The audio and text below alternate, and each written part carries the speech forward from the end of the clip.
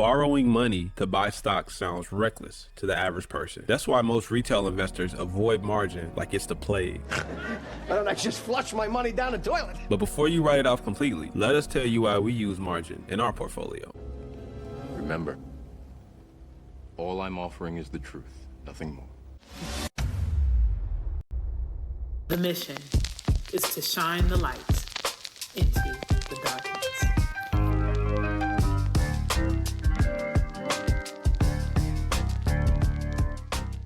So Bull, why don't you give a quick summary on what margin is and why we use it in our stock portfolio? Margin is a form of leverage. Leverage is simply using your assets to accumulate more assets. So a margin loan is simply a loan with your stocks, your equities as collateral. So if I have $1,000 in stocks, I can borrow $1,000 in margin and use that to buy $2,000 worth of stocks. Now, since I have $2,000 worth of stocks and a $1,000 loan, I still have a net of $1,000 worth of stocks. But let's say that those stocks go up 10%. Now I have $2,200 worth of stocks, but still a $1,000 loan. So now I have $1,200 in account value versus if I didn't have margin and I only had $1,000 of stocks and the stocks went up 10%, I'd only have $1,100 versus $1,200 in account value. So margin amplifies your gains, but also amplifies your losses. Margin has a ton of benefits, but there is risk involved too, so we won't gloss over that. The biggest risk is something called the margin call, which happens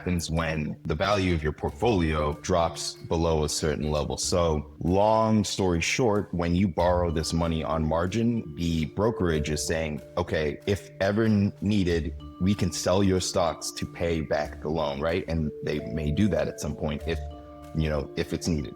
But if your stocks drop too much in value, the brokerage gets kind of worried and like, wait, if they keep dropping, we may not be able to sell them to pay off this loan. So you'll get what's known as a margin call, which pretty much is saying, hey, either deposit more money or sell some of these stocks and pay off some of this loan so that, we feel comfortable with the risk assessment here. So yeah, and every and margin always comes with a interest rate, of course. So you also want to manage it by understanding what the interest rate is that you're paying and making sure that whatever interest rate you're paying is lower than whatever you expect your returns to be, whatever you estimate. So I know for us, right on Robinhood, I believe the interest rate is Robinhood is actually, it says it's 3.95 to 5%. But if you think about it, the type of stocks we're investing in are going to fluctuate way more than 5% over the next year. So for us, that 5% interest isn't going to be the biggest deal. It's really more about the way our stocks move. But imagine you were invested in some more conservative investments that maybe the expected returns only 7%. Then you really do have to start thinking, is this going to get a bigger return? If you can't outperform the margin interest rate, it doesn't make sense. But for us, margin makes a lot of sense because we have a portfolio of stocks that we believe in. Like if you guys follow the show, you know that we believe in companies that are investing in tech, and we believe that these type of companies will outperform the market and have great growth potential. So paying a 4 to 6% interest rate on something like that when we believe we can get 12 to 15% return makes sense for us. These are stocks that even if they go down, we believe in the long term they're going to go up. Yeah, and if you look at our specific portfolio, when we were down, that would have been the time to be using margin to buy more stocks. And now that we're up, it's time to start thinking about trimming stocks to, reduce the margin balance and get ready for that next crash. You can use other people's money to take advantage of opportunities, but also be very aware of the risks that come with it. Keep following along with the Portfolio Update series. On our next episode, we'll break down one of the stocks in our portfolio. This is all just for Stocks and Giggles.